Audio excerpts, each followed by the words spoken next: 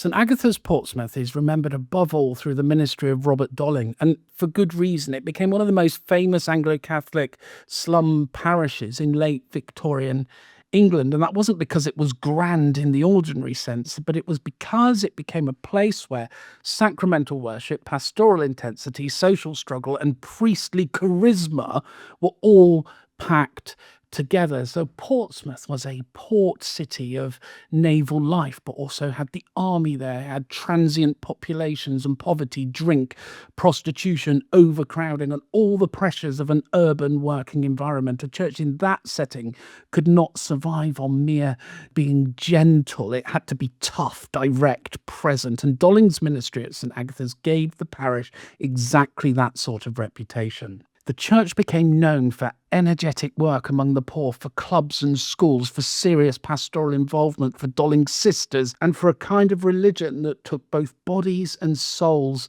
seriously. St Agatha's was not simply about liturgical colour. It was about building a world of discipline and care and worship and local attachment in a hard district. And at the same time, it was unmistakably Anglo-Catholic, because ceremony and sacrament and confession and priestly presence all had its place. And Dolling did not imagine social ministry and sacramental religion as opposites. For him, they belonged together. And this is one of the reasons that St Agatha's became so iconic, because it represented a form of mission in which altar, street, school, and parish club all touched one another.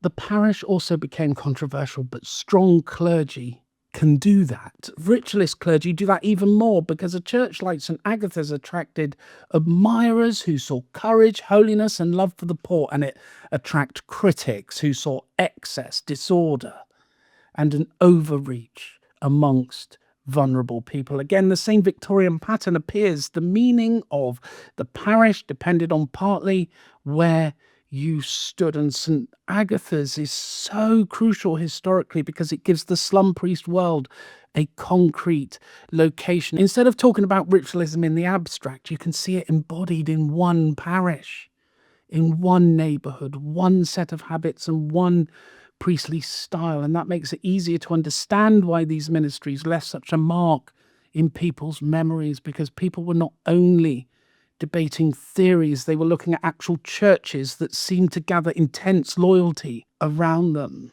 It should be remembered that Portsmouth was not London, so it widens the map. The ritualist and slum priest story was not confined to one part of the capital. It spread into urban settings with their own texture and pressures. And St Agatha's is one of the clearest examples of that.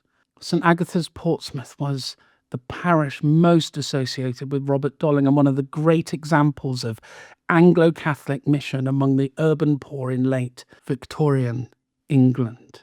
And in St Agatha's you can see beauty and hardship, sacrament and social care, strong priesthood and public controversy.